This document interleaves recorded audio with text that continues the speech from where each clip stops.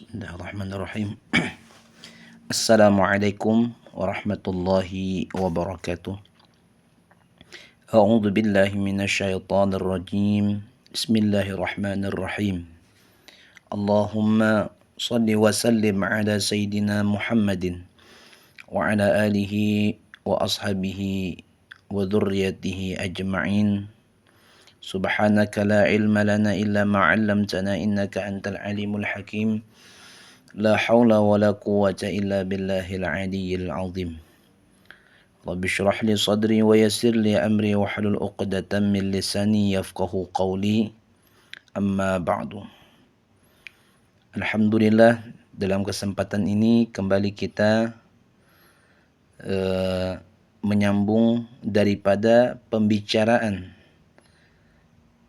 daripada sifat-sifat yang wajib bagi Allah Subhanahu wa taala, yang mustahil bagi Allah Subhanahu wa taala, beserta dengan dalilnya yang tertulis atau tercantum di dalam Al-Qur'an, beserta dengan pengamalan daripada sifat Allah Subhanahu wa taala tersebut. Yang mana Allah Subhanahu wa taala itu secara keseluruhan bersifat dengan sifat kesempurnaan dan maha suci Allah Subhanahu wa taala daripada sifat-sifat kekurangan. Maka di dalam mengenali daripada sifat kesempurnaan Allah yang kiranya mampu kita pikirkan dan kita terima daripada akal manusia sebatas akal makhluk, maka ulama-ulama kita menyimpulkan daripada akidah-akidah yang terhimpun di dalam kalimat la ilaha illallah itu mengandung 41 akidah, dan di dalam syahadat kerasulan yaitu Muhammadur Rasulullah itu mengandung 9 akidah.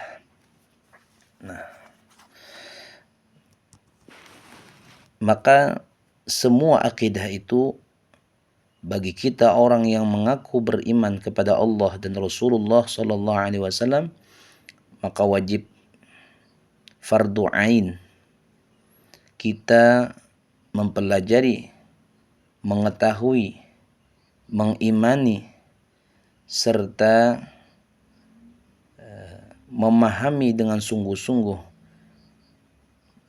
tentang sifat-sifat kesempurnaan Allah Subhanahu wa taala, sehingga penyaksian kita kepada Allah Subhanahu wa taala yang kita saksikan tidak ada Tuhan yang disembah kecuali Allah dan Nabi Muhammad benar-benar utusan Allah, keimanan kita dapat kita sempurnakan, kita tingkatkan dengan mengenal daripada sifat-sifat Allah Subhanahu wa taala. Maka memasuki daripada sifat yang ketiga daripada sifat yang wajib bagi Allah Subhanahu wa taala, yang wajib kita ketahui. Artinya sifat yang wajib bagi Allah sesuatu yang tidak mungkin tidak ada, pasti ada. Yaitu yang ketiga, sifat yang bernama baqa. Sifat yang bernama baqa. Arti baqa, artinya baqa itu adalah kekal. Maksudnya tidak ada akhir bagi Allah Subhanahu wa taala. Maka daripada maksud baqa ini kita meyakini bahwa Allah Subhanahu wa taala itu tidak memiliki akhir. Bahwa Allah Subhanahu wa taala tidak memiliki akhir. Berbeda dengan makhluk yang mana pada akhirnya makhluk ini, termasuk kita makhluk, seluruh alam semesta akan berada di titik akhir. Akan ada di titik akhir, di mana ketika itu yang adanya kita, semisal kita selaku manusia di dunia akan menjadi tiada. Akan menjadi tidak ada berwujud, tidak ada lagi kita di dunia. Nah, maka itulah titik akhir kita untuk berada di dunia. Artinya kita punya akhir. Benda suatu saat pasti akan rusak. Makhluk hidup suatu saat akan mati. Apapun itu, semua alam semesta yang diciptakan oleh Allah Subhanahu wa taala akan hancur, akan binasa. Itu makhluk ciptaan Allah. Nah, berbeda dengan Allah Subhanahu wa taala yang mempunyai sifat baqa. Yang wajib bagi Allah Subhanahu wa taala itu baqa, yaitu kekal. Tidak ada akhiran bagi Allah. Kalau manusia mungkin ada akhirnya, awalnya lahir di tahun 90, akhirnya nanti mungkin wafat di tahun 2040 misal.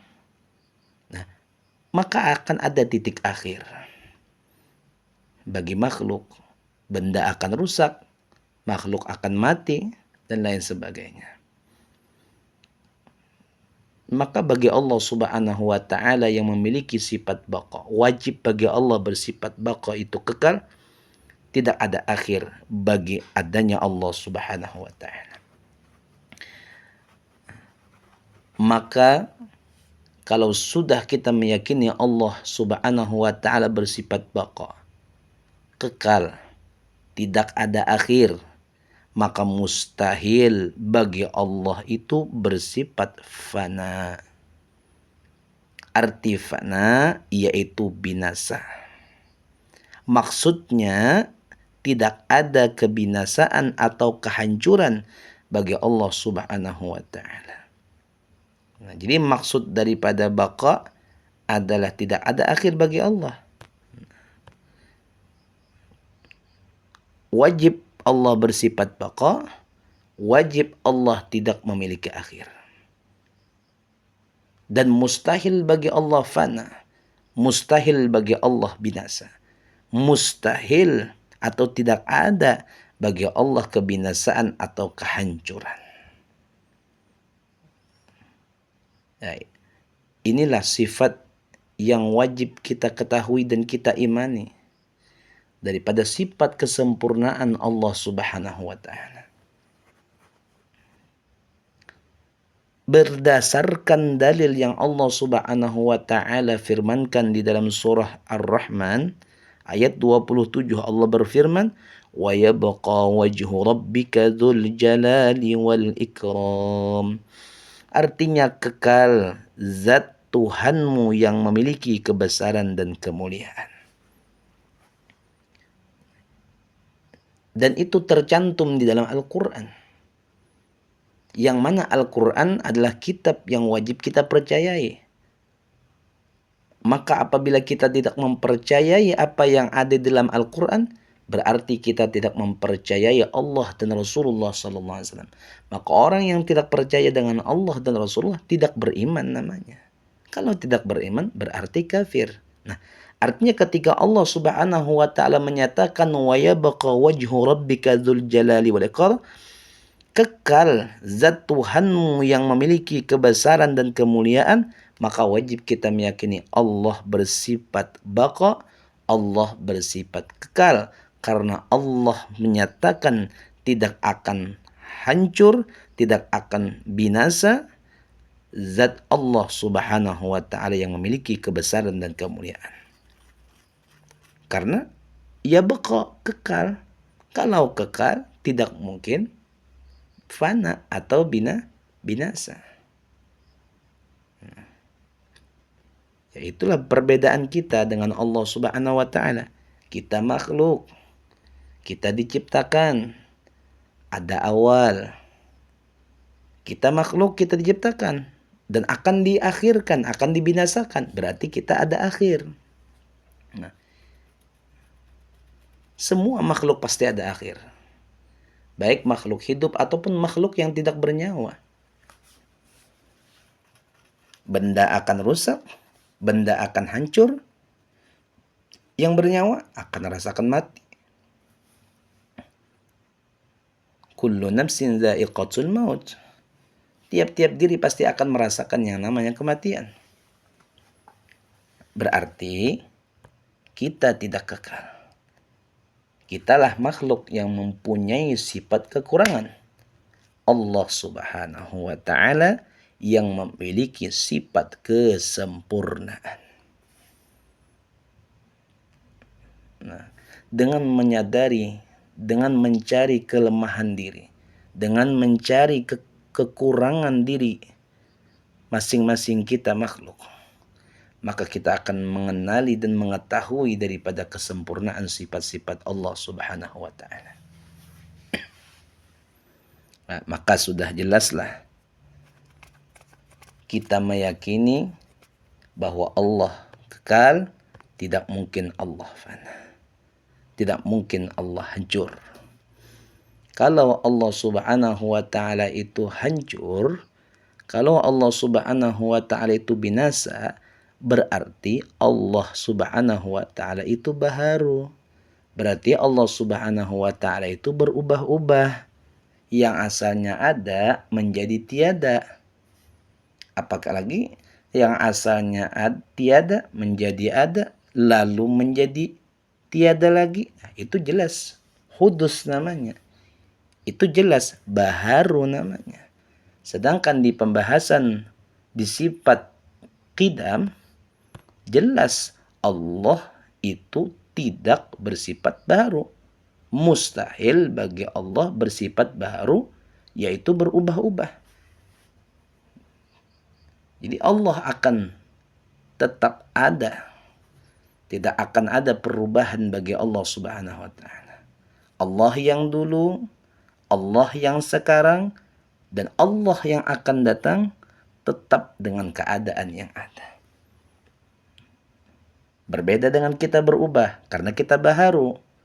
Dulu kita tidak ada, menjadi ada dalam keadaan bayi, berubah menjadi anak-anak, berubah menjadi remaja, berubah menjadi dewasa, berubah menjadi tua, dan pada akhirnya akan mati.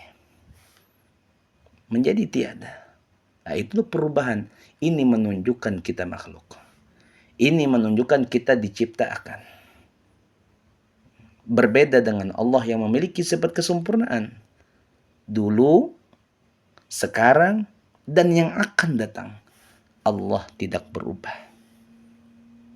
Dengan kemuliaan zatnya, dengan kesempurnaan zatnya dan sifatnya, Allah tidak berubah.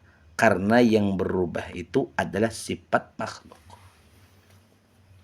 Yang berubah itu adalah sifat makhluk yang memiliki kekurangan.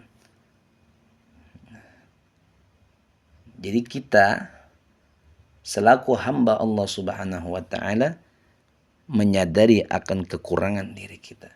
Kita akan mengenal, kita akan mengetahui kesempurnaan Allah Tuhan kita.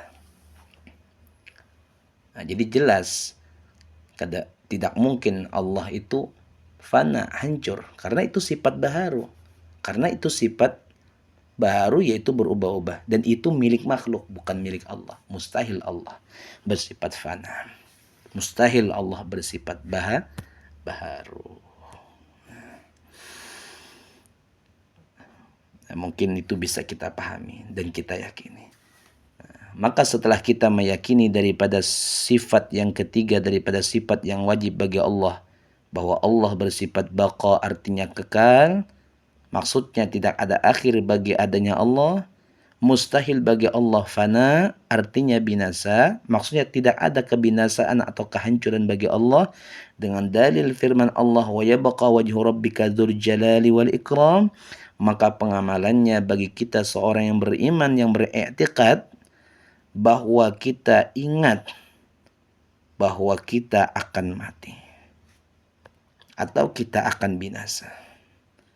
Sehingga dengan menyadari kita ini akan mati, kita ini akan binasa.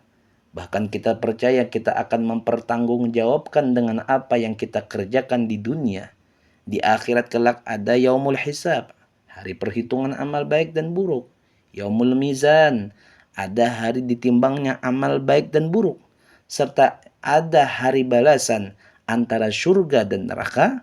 Maka bagi kita menyadari kita yang akan hancur, kita yang akan binasa, kita yang akan mati, kita senantiasa memperbanyak istighfar kepada Allah, meminta ampun kepada Allah, agar nanti kelak di akhirat Allah Subhanahu wa taala memberikan rahmat dan ridhonya kepada kita, sehingga kita selamat daripada murkanya Allah dan kita bisa memasuki daripada rahmat dan ridho Allah untuk memasuki surganya Allah Subhanahu wa taala. Nah, jadi pengamalannya kita banyak ingat bahwa kita akan mati. Nah, pun dengan mengingat mati sebagai sabda Nabi, itu adalah menambah keimanan kita kepada Allah. Maksudnya menambah kekuatan iman kita kepada Allah. Karena ketika kita mati, kita akan mempertanggungjawabkan apa yang telah kita kerjakan di dunia. Nah, sehingga kita mau beramal soleh, kita mau memperbanyak istighfar kepada Allah Subhanahu wa ta'ala. Kullu nafsin dha'iqatul maut. Semua diri yang bernyawa pasti merasakan kematian. Nah, mudah-mudahan kita dapat mengamalkannya, bertafakur, berzikir, dengan harapan Allah Subhanahu wa ta'ala merahmati dan meridhai kita.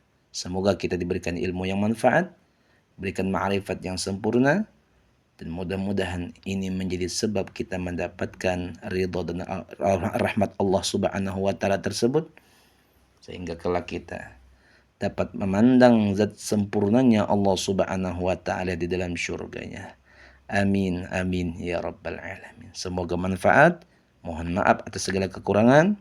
Akhir kalam, assalamualaikum warahmatullahi wabarakatuh.